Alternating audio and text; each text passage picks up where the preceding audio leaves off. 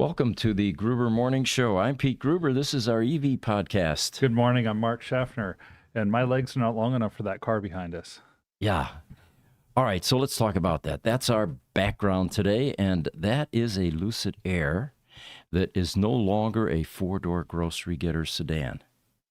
Because Shaq O'Neal, who is much taller than the rest of us, couldn't comfortably fit into a Lucid Air.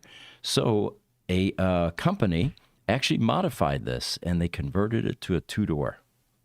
It's quite a remarkable job that the people did for this as well. Shaquille O'Neal. Do you know how tall he is? No. The man is 7'2" and is about 360 pounds now. 7'2", okay. So I can see why future Hall of Fame or current Hall of Fame basketball player is somebody who's going to need to have a vehicle like that changed. Right. I've got an image here for you that we can pop up, and it'll show what Shaq looks like. Looks like he's getting some gray in his beard too, guys. There we go. Yeah, so a two-door, so he could comfortably fit it. This is reminiscent of the Magnum PI show. Remember that? Tom Selleck? Oh, yes. 308 Ferrari, small car. It's kind of like a Tesla Roadster, actually. They actually had to chop the floor, lower it 2 inches, and do something with the firewall to move the seat back so that he could fit in it, and he's over 6 feet as well. Now, have you ever watched Police Academy? Yes. Mm-hmm. Okay. Do you remember the car that Too Tall Jones was supposed to drive, a police car? I don't remember the car exactly. Yeah. And what they did is they tore out the front seat, and he drove it from sitting in the back seat. Oh, really? Okay. It was the same type of thing. Not as elegant as this. This looks like a really well done professional job. Of course, for Shaq, I wouldn't be surprised if anything other. And the good news here is from the service organization that actually did this this modification is it came with cooperation from Lucid. It doesn't mean that they're going to do it for everybody here, but Shaq is a pretty important character. So yeah, the electric vehicle companies don't often cooperate, so that is impressive to hear. Yeah. Fundamentally, I think their response is, well, you voided all the warranties. Good luck. Yes. Martin Woods has a question for us and a comment. He says, hi from the UK. Why does this Lucid say diesel on the top of the grill? Well, diesel is Shaquille O'Neal's nickname. Is one of the nicknames that he had. He was called the Big Diesel when he was playing basketball. And when I first looked at that, see, I didn't know that either. I thought, well, maybe this is Vin Diesel's car instead, but interesting. So that's his nickname. Yes. Thanks for answering that. And then Martin also says he should buy a Gravity. He might fit in that without modifying the car, maybe. Maybe. I don't know. 7'2" is really, really tall. Yeah. So I don't know. I've heard a lot of good things about the Gravity, lots of room inside. Yeah, it's actually larger inside than the Model X, and this is from some reliable information. I have heard, mostly the stuff I've been reading on in the press. I have not heard any criticism yet from the press. Motor Trend, Car and Driver, Auto Evolution. They've all done in-depth reviews, and they just gush about the Lucid Gravity. Yeah. So I've got high hopes for it. I hope that it turns out pretty good. I know that deliveries technically are supposed to start at the end of this year, although the latest I had heard is that they're more likely to start delivering into the hands of customers in January. Mm-hmm. Okay.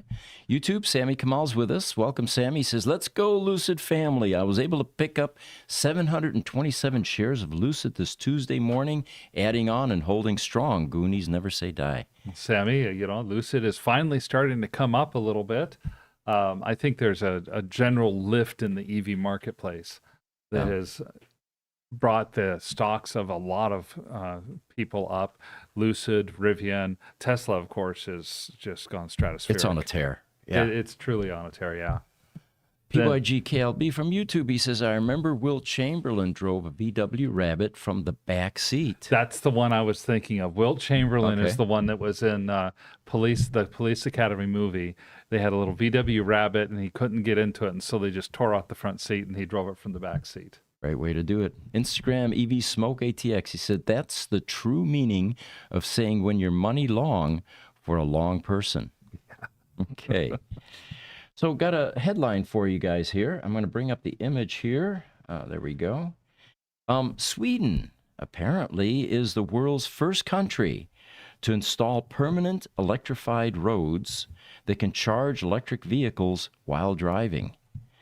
And remember, we've all been waiting for this, joking about the fact that the notion of plugging your car into something is kind of silly.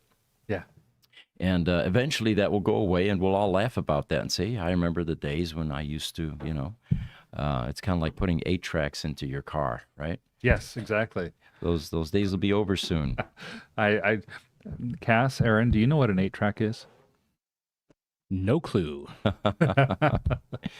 How am I older than the person older than me? A good question. Good Yeah. question. So you know what an 8-track is then, Cass? Yeah, I've been around the block. Okay. All right.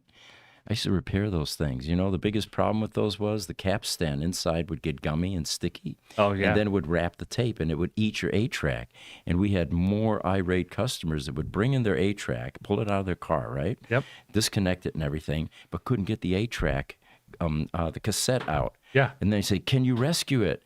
And by the time we open it up, we show them, well, it's wrapped around that steel pin and it's chewed up pretty badly. Yeah. So then they had to go out and buy another Doors, 8-track tape. Yeah, they're Doors or Elvis or Yeah. yes. But what's unique about this, folks, is this road actually has coils buried in it. This is inductive coupling.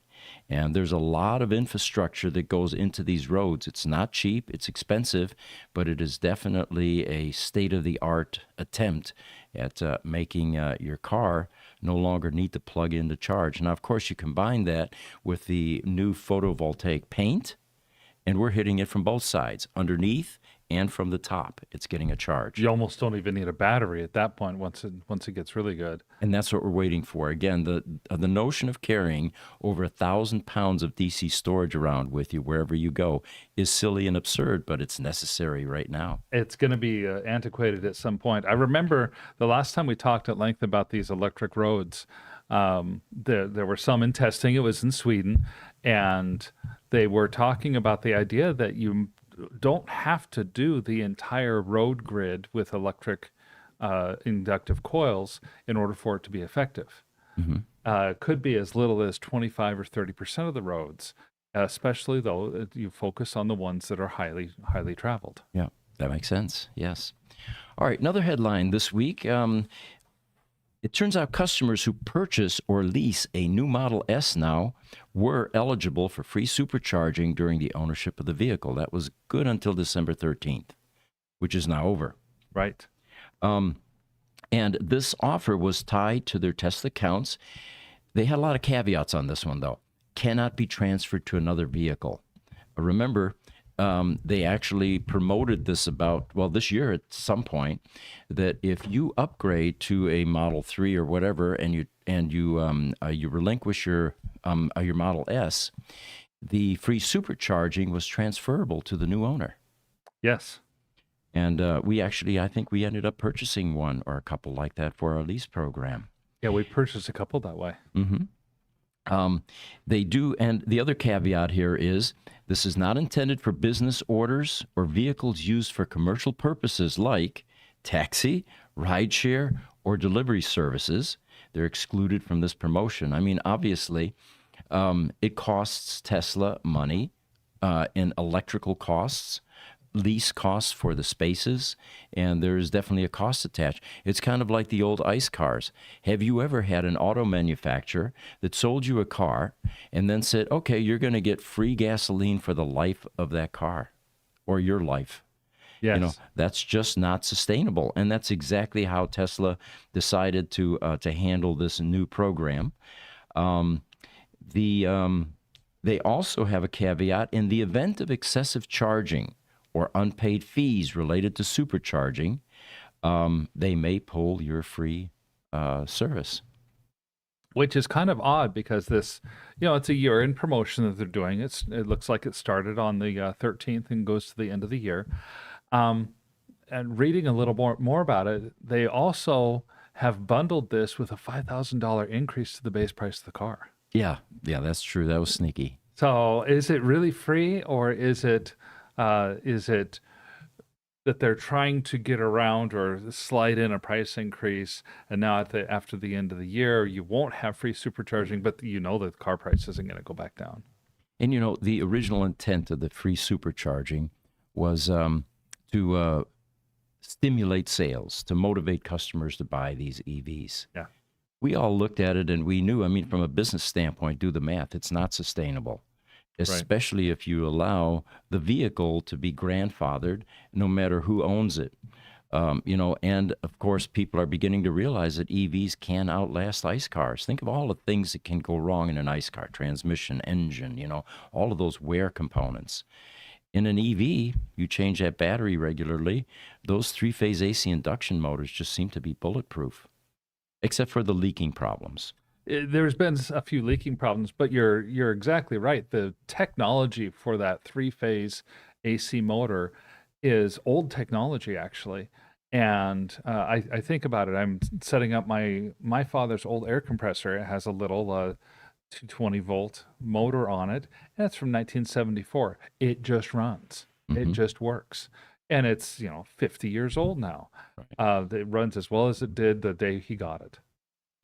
Got a comment here from one of the owners of a Plaid vehicle. He says, I know I stepped away from Plaid performance for a bit, but Tesla really wants me to torment these Lamborghini and Ferraris for free. The supercharging.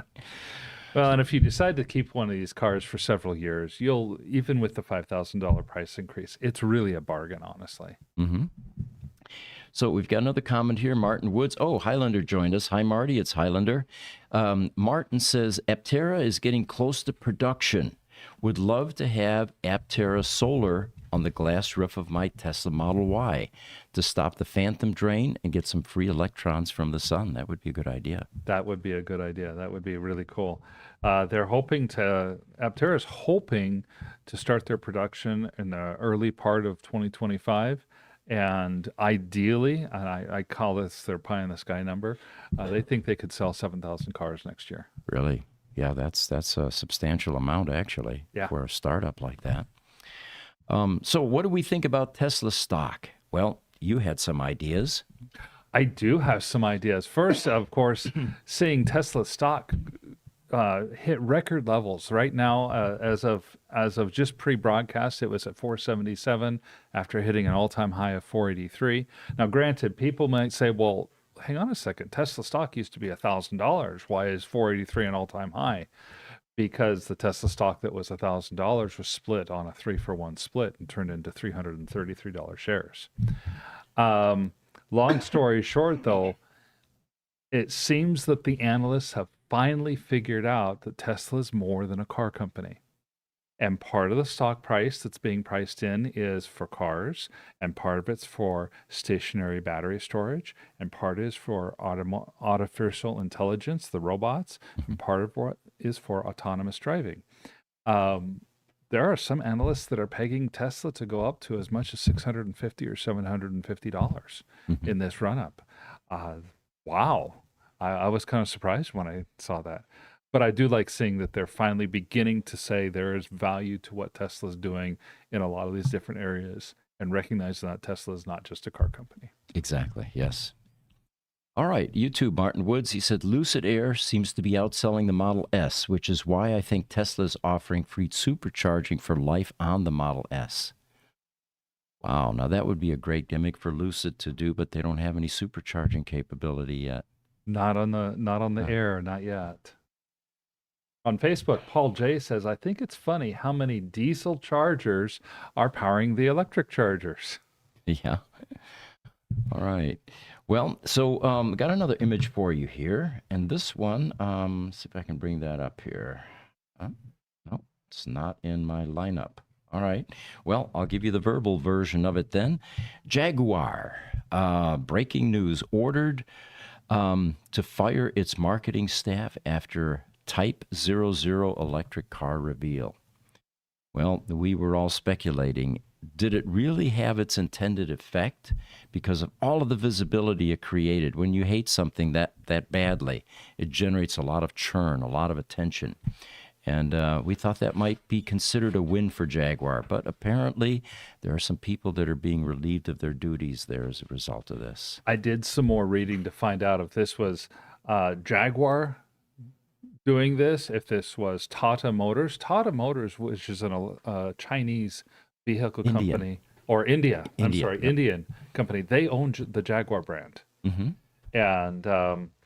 and what it seems to be is that it is more the people outside the company who think that Jaguar needs to fire their people, not Jaguar itself. So far, no marketing people have lost their jobs. And in fact, Jaguar's spin on this is that the marketing people largely, A, understood that there might be blowback, and B, had made contingency plans for it. I don't know how much of that is true and how much of that is false. Mm-hmm. Okay. All right. So continuing here, it turns out that there was an article about global record EV sales. And they hit their third consecutive record high, apparently.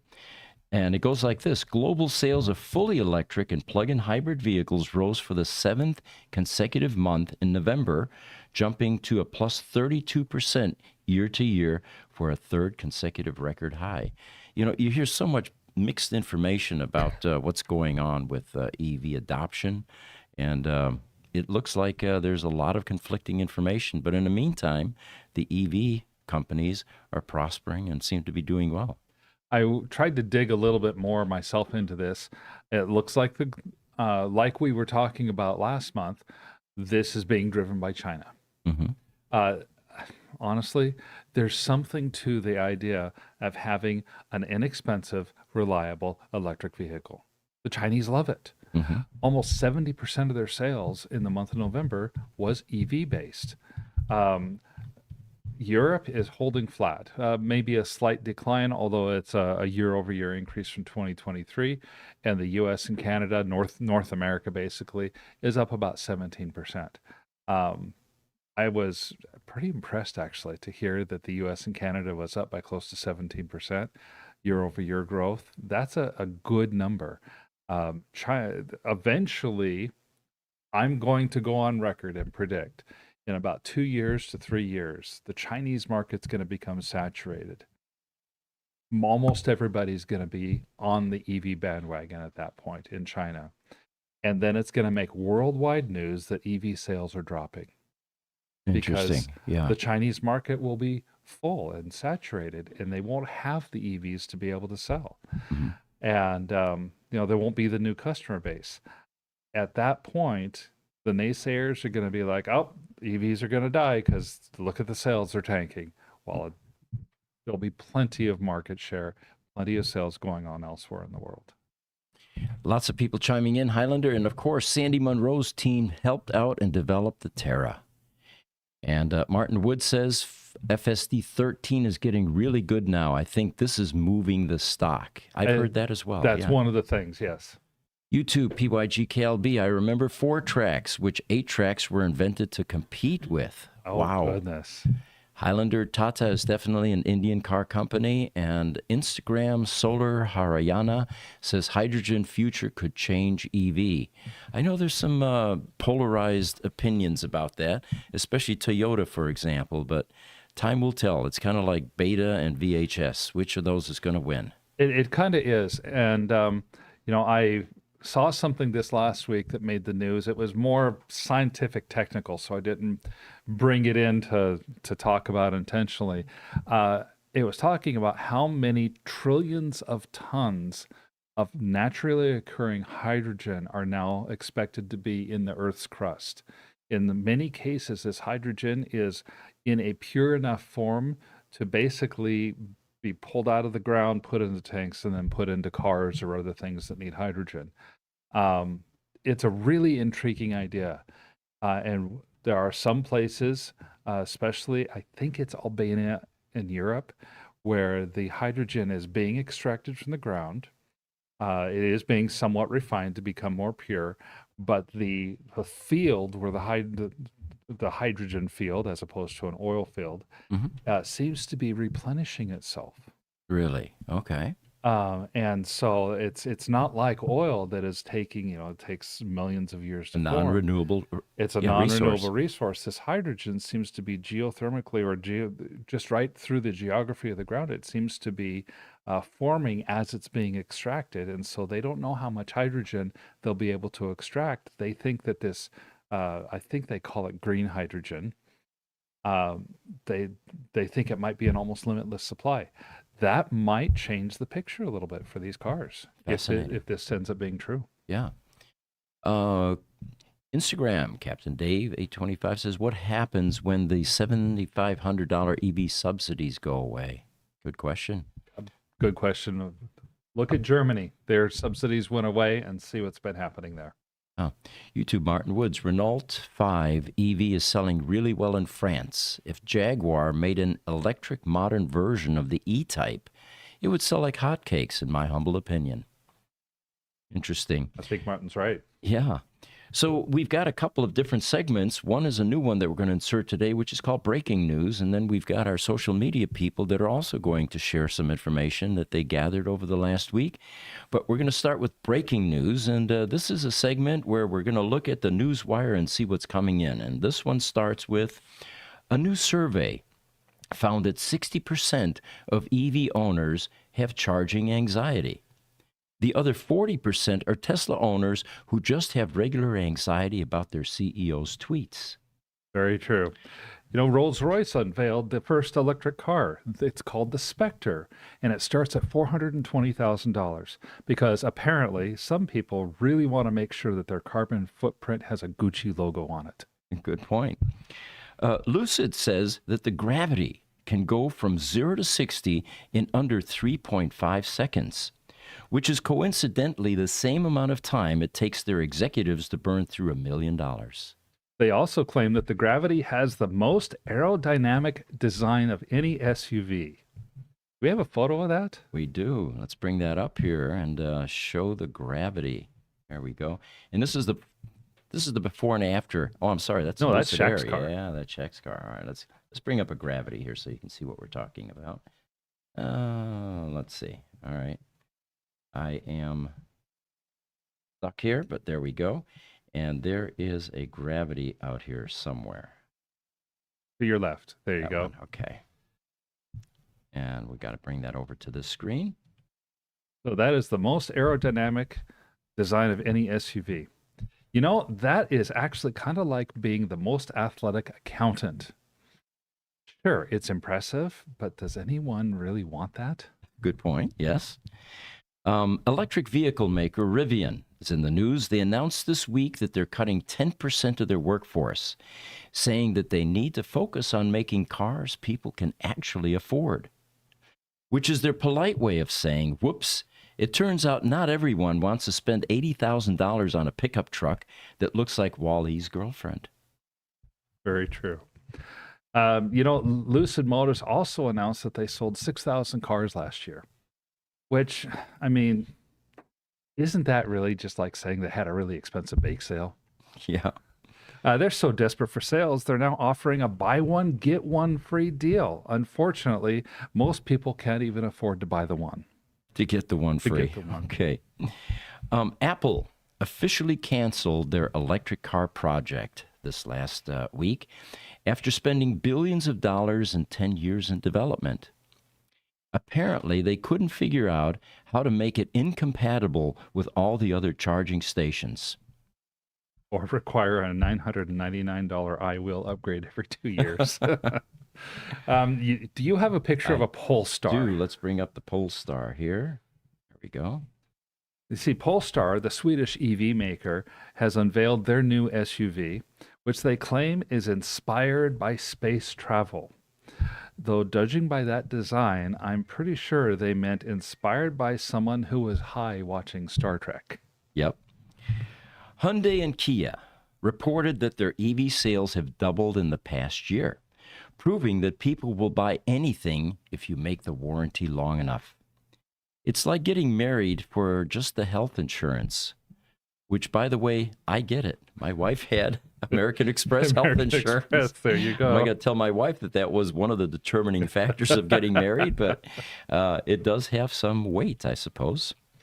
Subaru also revealed their first all-electric SUV called the Solterra, which I actually saw one recently. They claim it is perfect for outdoor adventures, though the only real adventure is trying to find a charging station in the wilderness. It's basically a really expensive way to become a park ranger's problem. Oh, there's a Solterra. Yeah, if you can show that on the screen. There we go. Okay. In other breaking news, a Tesla owner in Minnesota discovered that his car's range drops by 50% in cold weather. So basically, it's like a smartphone battery, but instead of missing texts, you end up missing your kid's graduation. Yes, you do. And finally, a new report shows that EV startups have burned through $100 billion in funding since 2020, which of course makes them the first vehicles to be carbon neutral by burning cash instead of fossil fuels. Good point. All right, so from our social media team, which of you would like to go first? I can go first. Go for it, Cass.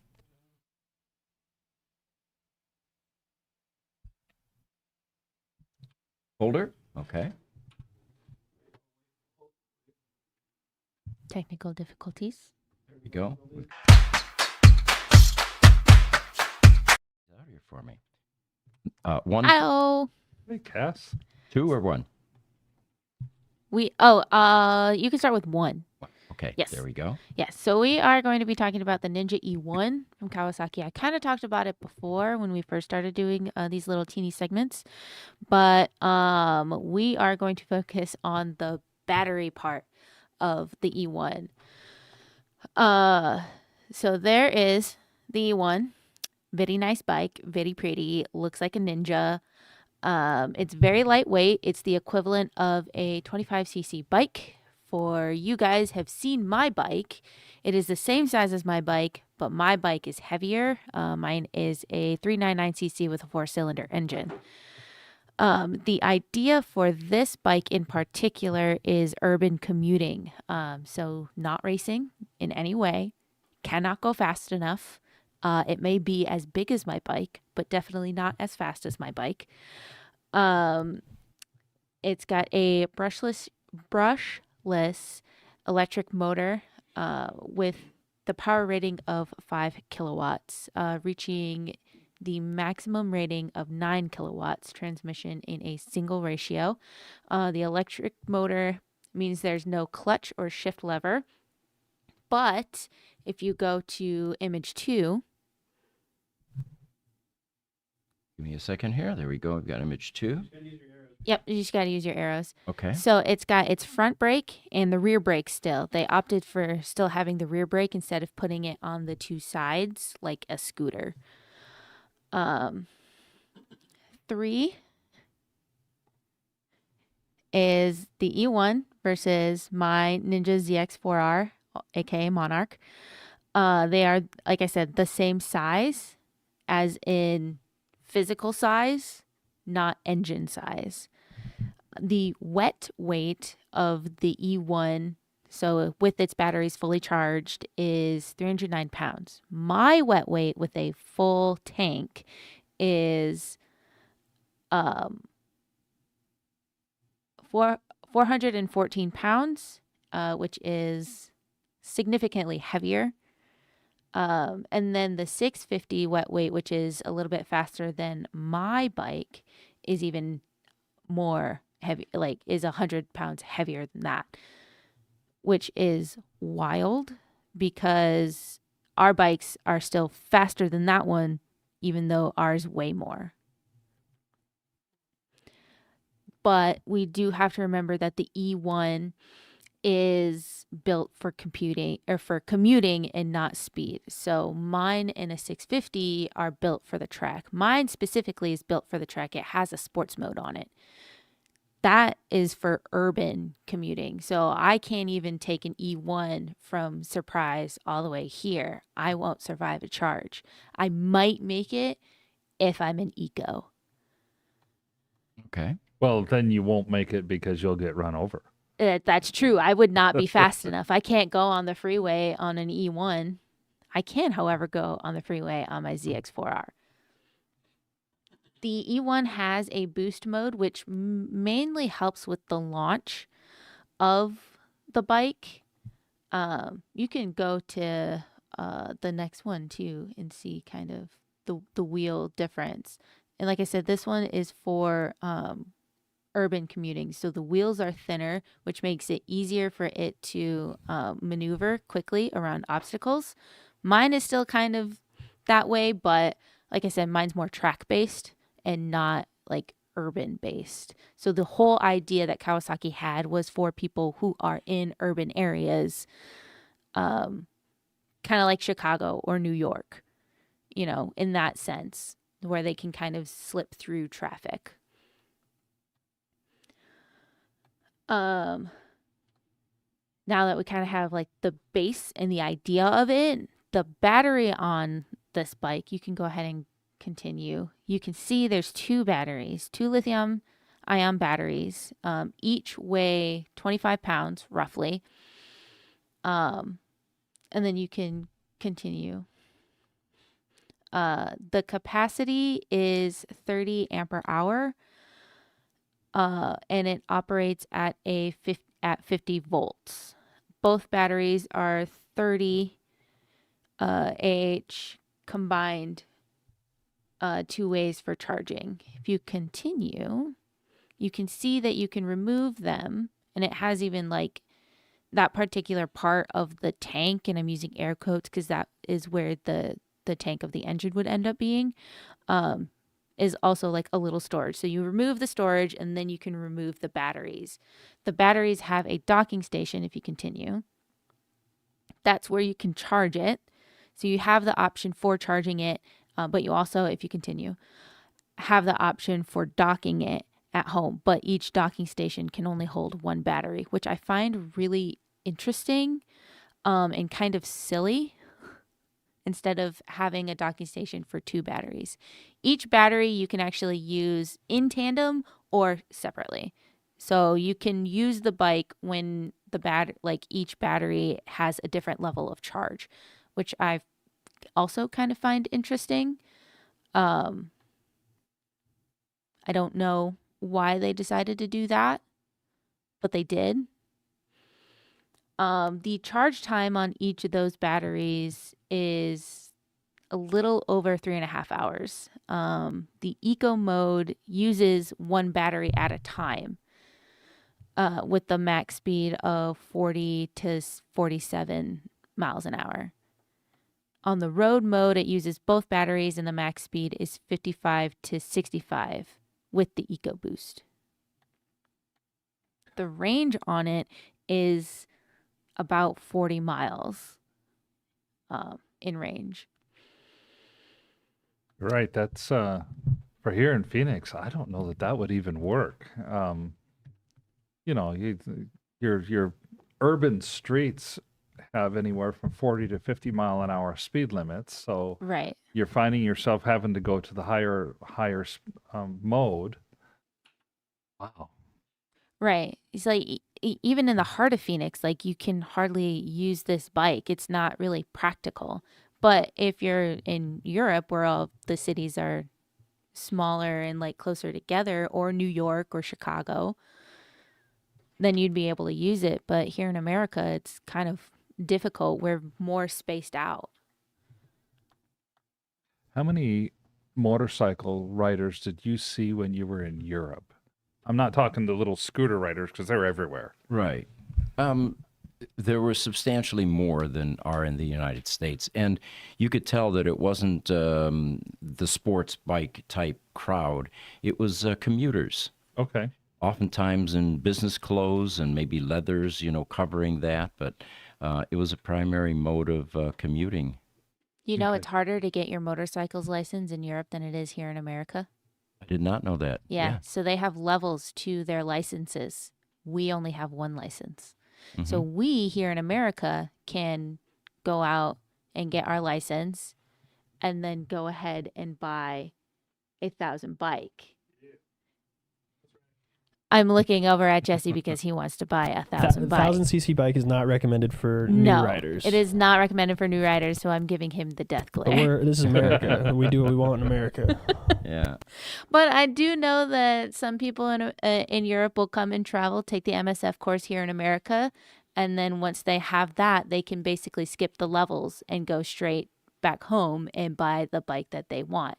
Granted, a lot of our bikes here that are legal aren't necessarily legal in Europe because of, our speed and our power inside of the engine. Sure. Well, and we have such a driving culture here that Europe doesn't have quite the same thing. Right. I did find that during all of this research, I spent a while trying to find more about this battery. Not a lot of people want to talk about this battery, which is kind of sad. Because Kawasaki is one of the well-known motorcycle companies, right? I've seen a lot of Kawasaki's here. I've seen all sorts of them. I've seen old Kawies from the 1990s with their carbureted engines, and I've seen new ones like mine, or even newer than that, the H2s. I've seen those. But I've never seen an E1 because the battery is just not there yet. All of the videos, all of the articles that I've read, they would kind of talk about it and be like, yeah, it's a lithium ion battery. It doesn't really hold a huge charge. Anyways, look at the size of the bike and the cosmetics of the bike. Like, they would kind of talk about it very briefly and then move on to something else about the bike. One person in particular, I found a video on YouTube by Sir Ronster. He had 2 E1s and was comparing it to a Ninja 400, which I actually kind of recommend that video because the Ninja 400 is just ever so slightly slower than my ZX4R. And it compares how the 400 can take off a lot quicker than an E1. And you would think, if you're thinking about like Tesla, their launch time is a lot quicker than, your average Joe Schmo. Mm-hmm. And it's an electric car. So like, that's kind of, I don't want to say the whole point of an electric vehicle, but like a huge plus of an electric vehicle. You don't have to sit and wait for the engine to go. It just goes. Mm-hmm. Instant torque. Yes, instant torque. But Ronster compared the Kawasaki battery to a 10-year-old Zero motorcycle battery. And we kind of talked about Zeros a little bit, so I'll end up doing another segment on them so we can kind of compare their batteries a bit more closely. But in my opinion, if you want an electric vehicle or an electric motorcycle right now, I would stick to Zero. As much as I love my Kawasaki's, Zero is just, it's got more power, it's got more speed, it's got more range. Yep. And it just, I don't know, their battery technology is just years ahead of Kawasaki. Kawasaki kind of needs to step up their game. And it's sad because I love Kawasaki, but the fact that I can't hardly find anything about their battery kind of says a lot. Well, thank you for that detailed report on electric motorcycles, Cass. Much appreciated. And I think we've got Aaron in the wings there, ready to talk about Did you start your camera pickup truck. already? Okay, I'm bringing him up. 1 second. Hold. Sure. I'm going to go into his folder here and bring up.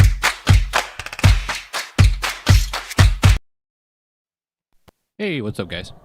Hey, Aaron. Welcome. Hey, Aaron. So today, I stumbled across a small truck by Telo. They are introducing their MT1 prototype, and the way they're advertising it is urban adventure vehicles that have the Tacoma capabilities. And if you want to bring up pick one, it'll show you what that is right there. So this guy right here is supposed to have the Toyota capabilities, Tesla-like range, and in the size of a Mini Cooper. So if you want to pull up pick two, it'll show you the size difference between the Telo and the Tacoma. It looks so tiny. I know. And apparently it has 4 doors, can fit 5 vehicles. It has a 60-inch bed, and in the back you have an option of putting in another like bench seat, so you could fit in 2 more adults in there. This thing apparently can get up to 7 people inside it. And if you want to pull up pick 3, you can compare it to the Mini Cooper. Are we talking about 7 people, the size of my granddaughter, or it's such Yeah, a small vehicle? Can you fit 7 Marks in there? So what are you saying about Mark? He's just tall.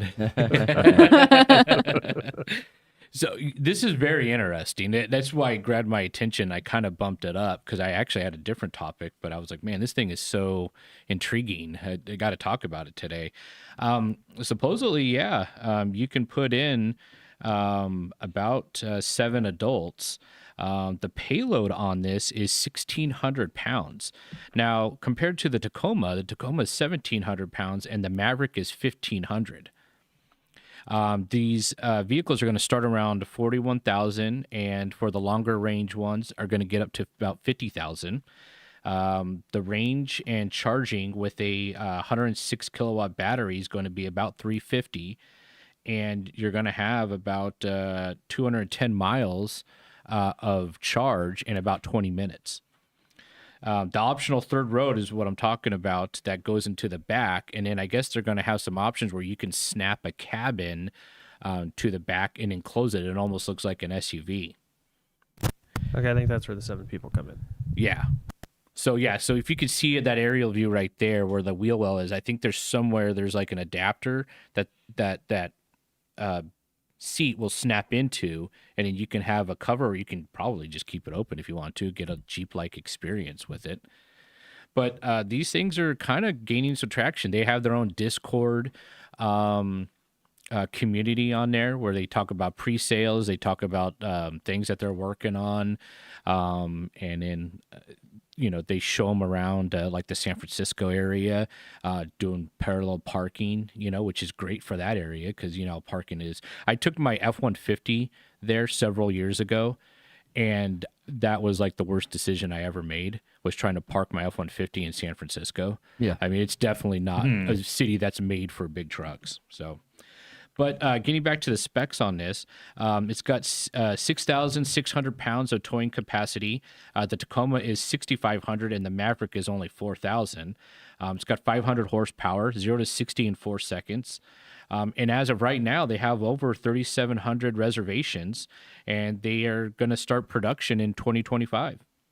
The first 500 will all be hand-built, which is kind of interesting.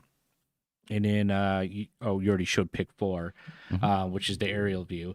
But my personal take on this is more of a competition, I think, for the Maverick in Colorado, the Ford Maverick and the Chevy Colorado. I think the Toyota Tacoma is still safe, though. It does feel like the Tacoma is kind of leading that size of truck, and I think it's going to be very hard to knock them down. Especially since Tacoma drivers seem to drive their vehicles for a long time. I mean, when you buy a Tacoma, a lot of them keep them for 5+ years, which is kind of rare. I am curious about the 4-wheel drive. If it does have really good 4-wheel drive and you can do some things to off-road it, is it going to be kind of like a Suzuki Samurai, on steroids? Those kind of made a comeback because a lot of off-roaders were modifying those vehicles. I think it's going to be great for coastal and beach cities, and also kind of like with Cass's bike, I think it's going to be great for countries that are real tight, narrow roads. I think it's going to be perfect for that. I think it's going to be a great vehicle for like San Francisco, like I said earlier, and like San Diego. I take my diesel to San Diego, but I don't really like parking it inside there either, And then the small production is going to be in the United States. But I still think that the Americans will want bigger trucks. So it'll be kind of interesting how this, how this takes off in the United States. And that's it. This reminds me a little bit of the Ford Maverick, a fairly small format pickup truck. But gee, I wonder if their price point is going to work, because you can get a brand new Ford Maverick for like between $25,000 and $30,000. Really? Okay. And this, of course, is going to be more initially since it's a startup. It's EV, and yeah. So the price point is going to be critical for their entry into any market. But it's got the really intriguing specs. Thank you, Aaron. Yeah. So we're coming to the close of our podcast this morning. This is not the podcast that we do, the Roadster podcast, shortly after at 11 o'clock. That'll be next week. And we ended up basically aborting the special podcast for Roadster alignment issues last week because we couldn't get our shop manager to come in time. And next week, however, he will be here. We will continue with the what it takes to align a Roadster and suspension deep dives, spring rates, dampening in the shocks. Some of our experiences up on the lift and looking at the Roadsters from underneath and dialing in different performance specs for either track or for road. And Mike Manning is an expert on all of these, so that's one that you'll probably want to be available for or watch. And that'll be Tuesday next week at 11 o'clock after the 10 o'clock version that we did this morning. So, again, thank you for joining us, the participation. I'm Pete Gruber. I'm Mark Schaffner. Take care and have a great week.